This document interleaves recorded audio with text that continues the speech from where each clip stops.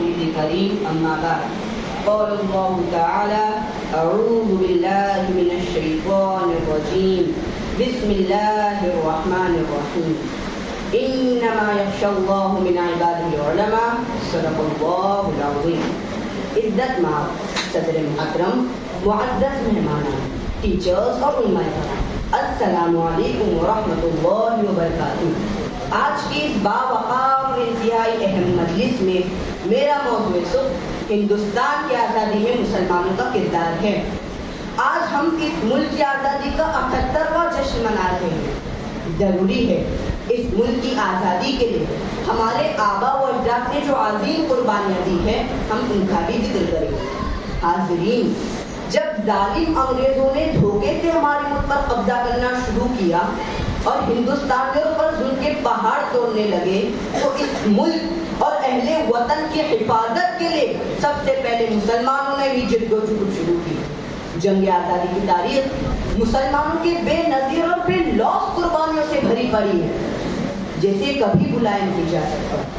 یہ مسلم قوم ہی ہے جس نے سب سے پہلے آزادی کا بغل بجایا، جس نے مسلم تحریکوں کو جنم دیا، جس کے مجاہدین نے ہند و بیرون میں آزادی کے لیے نعرے لگائے، جس نے ظالم انگریزوں کے خلاف آواز بلند کی.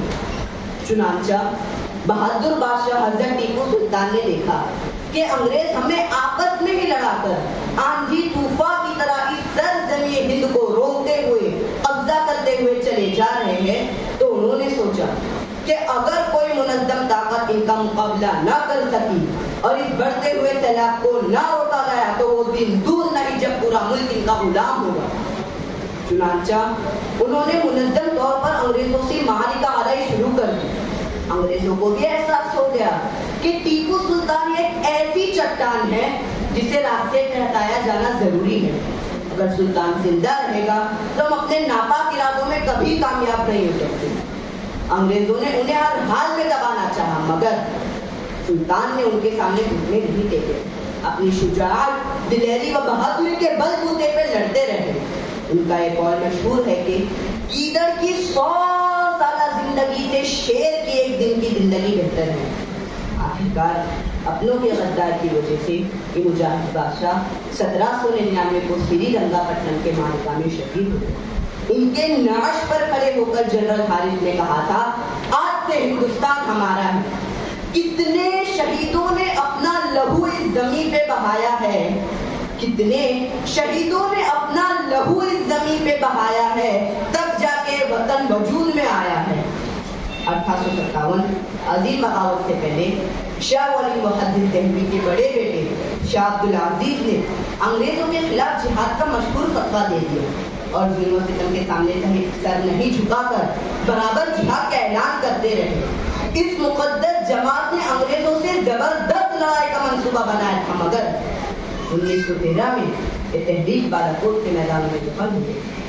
1857 کی بغاوت کے بعد انگریزوں نے مسلمانوں سے سخت انتقام لیا. ان کے محلے اجاڑ دیے، مساجد ویران کر دی، ناحق گولیاں چلائی. دہلی اور دہلی کے بعد درختوں پر پھانسی کے پھندے لٹکا دیے گئے اور مسلمانوں کو گولیوں میں بھر کر توپ کے منہ میں باندھ دیا جاتا اور توپ داغ دی جاتی، پھر جسم کاغذ کی طرح اڑ جاتا. بہادر شاہ ظفر پر بغاوت کے جرم میں مقدمہ چلایا گیا اور آخرکار انہیں مجرم قرار دے کر ضلع وطن رکھ گئے. کتنا بد نصیب ہے ظفر کے 2 گز زمین نہ ملی کوہ رار میں. مولانا آزاد نے انگریزوں کے خلاف ہمیشہ آواز بلند کی اور یہ کہا تھا ہماری ترقی کے سامنے 2 ہی راہیں ہیں، برطانوی حکومت ناانصافی اور حق تلفی سے باز آ جائے اور اگر باز نہ آ سکے تو مٹا دی جائے. اشرف اللہ خان نے انگریزوں سے للکارتے ہوئے کہا سرفروشی کی تمنا ہمارے دل میں ہے، دیکھنا ہے زور کتنا بازوئے قاتل میں ہے. وقت آنے دے بتا دیں گے تجھے آسماں، ہم ابھی سے کیا بتائے کیا ہمارے دل میں ہے. وہ ہستیاں جنہوں نے جنگ آزادی میں اہم کردار نبھایا، جنہوں نے انگریزوں کے جھٹکے چھڑا دیے، جن میں شاہ ولی محدث دہلوی، شاہ عبدالعزیز، بہادر شاہ ظفر، حضرت ٹیپو سلطان، اشرف اللہ خان، مولانا آزاد اور بہت ساری حمزے کے علاوہ لاکھوں مسلمانوں نے اس جنگ آزادی میں اپنا خون بہایا ہے. آج اسی ہندوستان میں مسلمان پریشان ہیں. بے پناہ قربانیوں کے ذریعے جسے پروان چڑھایا تھا، آج اسی ہندوستان میں کہا جا رہا ہے کہ مسلمانوں نے آزادی کے لیے کچھ نہیں کیا. ہم کہتے ہیں جب گلستہ کو خون کی ضرورت پڑی سب سے پہلی ہی گردن ہماری کٹی. اب یہ کہتے ہیں ہم سے اہل چمن، یہ چمن ہمارا ہے تمہارا نہیں. تاہم ہمیں مایوس ہونے کی ضرورت نہیں. ملے گی منزل مقصود ہم یہ ایمان رکھتے ہیں.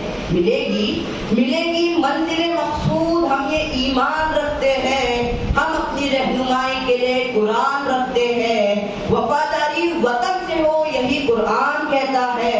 وفاداری وطن سے ہو یہی قرآن کہتا ہے. ہم اپنے دل کے ہر گوشے میں ہندوستان رکھتے ہیں. ہندوستان رکھتے ہیں. السلام علیکم ورحمۃ اللہ.